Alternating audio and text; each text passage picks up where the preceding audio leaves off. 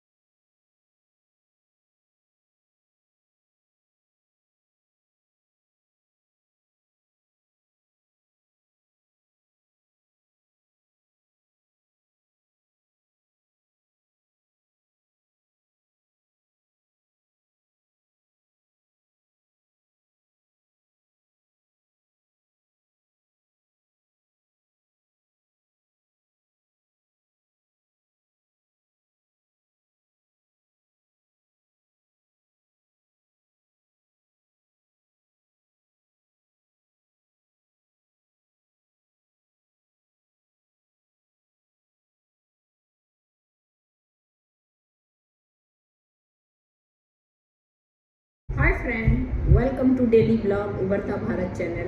मैं हूं आपकी होस्ट रूबी ठाकुर। जम्मू कश्मीर में 370 35A हटने के बाद जो अभी विधानसभा इलेक्शन हो रहा है, उसके 90 विधानसभा सीटों पर जम्मू कश्मीर का 18 सितंबर को 24 सीटों के लिए वोट डाले गए।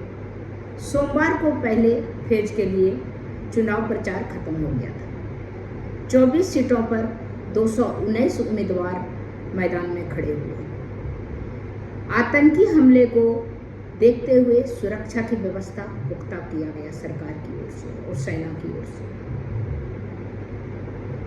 राज्य में 3 चरण में 18 सितंबर, 25 सितंबर और 1 अक्टूबर को मतदान होना है। जम्मू कश्मीर चुनाव के नतीजे का घोषणा 8 अक्टूबर को होगा। जम्मू कश्मीर के 90 सीटों पर जो चुनाव हो रही है, उसमें 47 घाटी में और 43 जम्मू संभाग में होगा। इसमें 9 सीटों SC और SC ST को आरक्षित है। जो गुजर और बकरवाल था, जिसको बहुत दिनों से किसी SC ST का दर्जा नहीं दिया गया था, जबकि वो लोग घुमंतू प्रजाति के थे और पहाड़ी थे वो लोग, जैसे कि मीना भील राजस्थान में है, उसी तरह के जम्मू कश्मीर में थे, लेकिन उनको किसी तरह का सहूलियत अभी तक नहीं दिया था। 370 हटने के बाद मोदी सरकार ने उसे SC ST का दर्जा दिया, गुजर और बकरवाल को। तो उसको भी विधानसभा के चुनाव में भी उनके लिए भी आरक्षित सीट किया गया, जो कि SC ST की 9 सीट आरक्षित किया गया, जिसमें कि वहाँ के SC ST चुनाव लड़ सकते हैं। ये बहुत बड़ी उपलब्धि है, ये बहुत बड़ी, जिसके कारण वहाँ के जो गुजर बकरवाल समुदाय हैं वो बहुत खुश हैं मोदी जी के इस कदम से। कुछ मिला जुला वहाँ पर पब्लिक का रिस्पांस आ रहा है। कोई 370 को हटना, धारा से 370 को हटना अलग बताता है, गलत बताता है। कोई 370 35A को हटना सही बताता है, क्योंकि इसके हटने के बाद वहाँ पत्थरबाजी नहीं हुआ, पायलट गन नहीं चलाया गया, आतंकवादी हमला का आशंका कम हुआ। प्लस जो कि जम्मू कश्मीर का टूरिस्ट इंडस्ट्रीज ही से ही पूरा राज्य का इकोनॉमी व्यवस्था चलता है, वो पूरा करोड़ों के संख्या में वहाँ पर टूरिस्ट पहुँचे।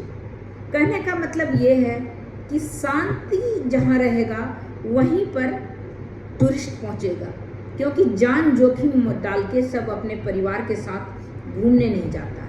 सुकून की ज़िंदगी के लिए 2-4 दिन जीने के लिए लोग, सुकून की ज़िंदगी के लिए, सुकून पाने के लिए लोग किसी हिल स्टेशन टूरिस्ट जगह में जाता है। तो इसी से आपको अंदाज़ा लगाए कि यह वहाँ पर शांति व्यवस्था से कुछ लोग जो टूरिस्ट इंडस्ट्री से जुड़े हुए हैं वो लोग बहुत खुश हैं। इस तरह करके 3 चरणों में जो मतदान हो रहा है, खुश हैं और वो मतदान का स्वागत कर रहे हैं चुनाव का।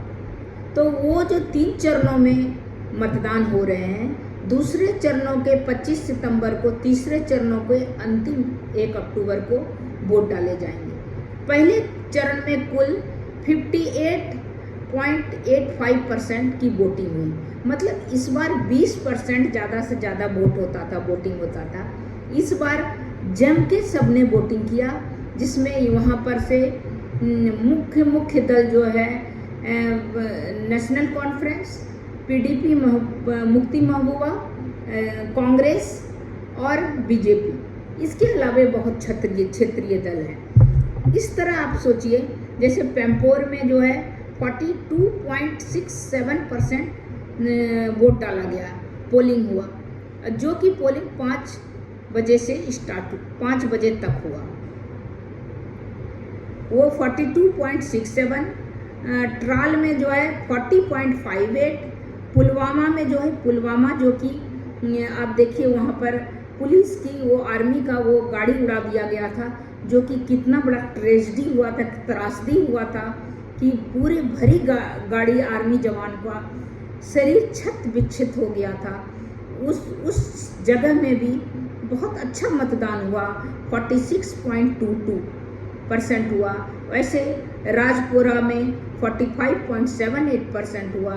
इस तरह करके जैनपुरा में 52.64% हुआ। इस तरह सोफियन में 54 हुआ, 54.72, डीएचपुरा में 65.21।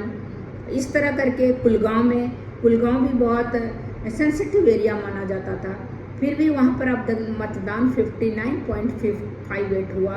इस तरह करके देवसर में 54.73 हुआ। इस तरह दोरू एक जगह है, 57.90।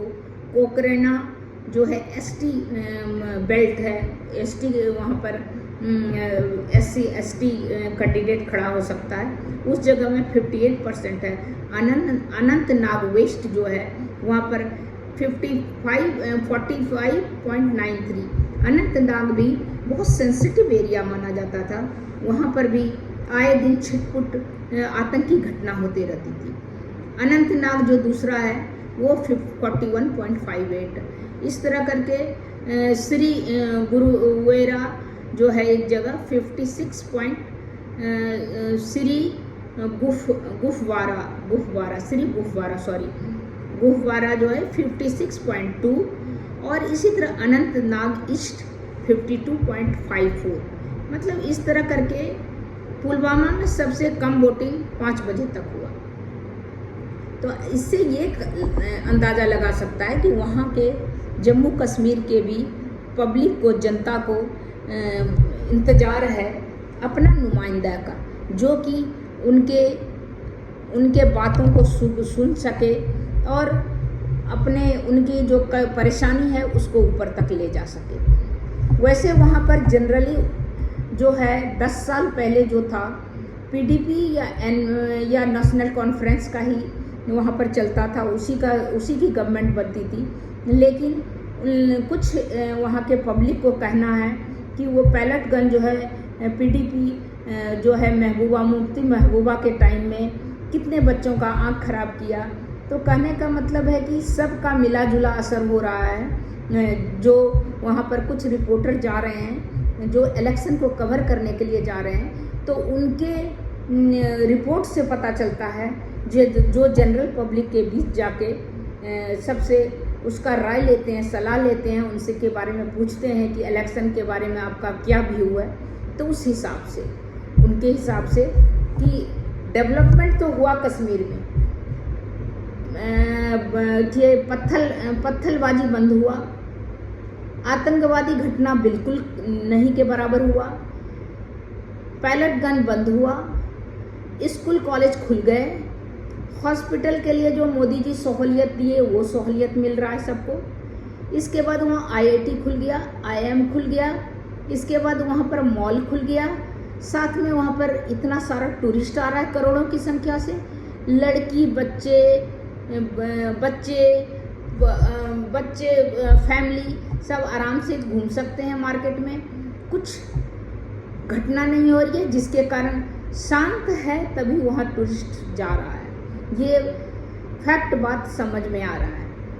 लेकिन क्या होता है कि आदमी का दोहरी नीति है कि यहाँ पर ये नहीं हो रहा, वो नहीं। पूरे इंडिया में जॉब का क्राइसिस है। पढ़े लिखे युवाओं को रोजगार मिलना मुश्किल हो रहा है, चाहे वो राजस्थान हो, दिल्ली हो, यूपी हो, बिहार हो, बंगाल हो, आपका उड़ीसा हो या छत्तीसगढ़ हो या मध्य प्रदेश हो, हर जगह। कश्मीर ही एक ऐसा नहीं था।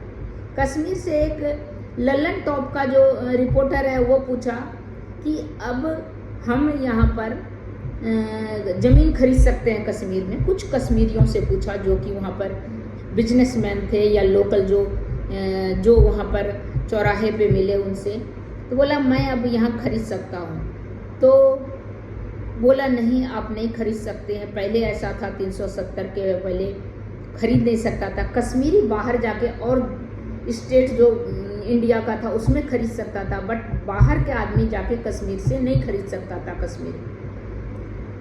तो उन्होंने बोला कि मैं खरीद सकता हूँ अगर मेरे पास पैसे आ जाएं, तो मेरा मन हो जाए कश्मीर में। तो बोला आप लोग नहीं खरीदोगे, आप लोग वहीं रहना चाहोगे जहाँ पर आप क्योंकि जम्मू में आप खरीदोगे। लेकिन ये बात नहीं है।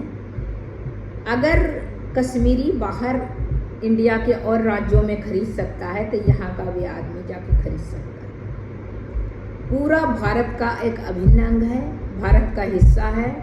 सारी फैसिलिटी दिया जा रहा है जैसे भारत के अन्य राज्यों में, इंडिया के अन्य राज्यों में दिया जा रहा है, उस तरह कश्मीरियों को फैसिलिटी दिया जा रहा है।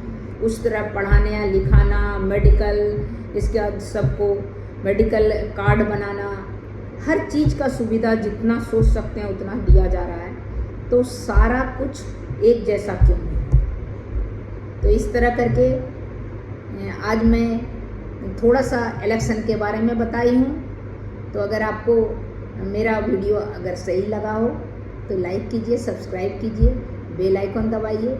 और इसी तरह मैं कुछ इंटरेस्टिंग वीडियो जो करंट टॉपिक पे है लेके आते रहूँगी। कुछ वीडियो जो है मैंने ट्रैवल का भी किया है, तो मेरे पास जो भी आता है तो उस तरह करके मैं उस तरह का वीडियो को मैं यूट्यूब में डालती हूँ। तब तक इतना ही, फिर मिलती हूँ अगले वीडियो में। तब तक के लिए नमस्कार। और मेरे वीडियो को लाइक कीजिए, सब्सक्राइब कीजिए, बेल आइकन दबाइए। नमस्कार।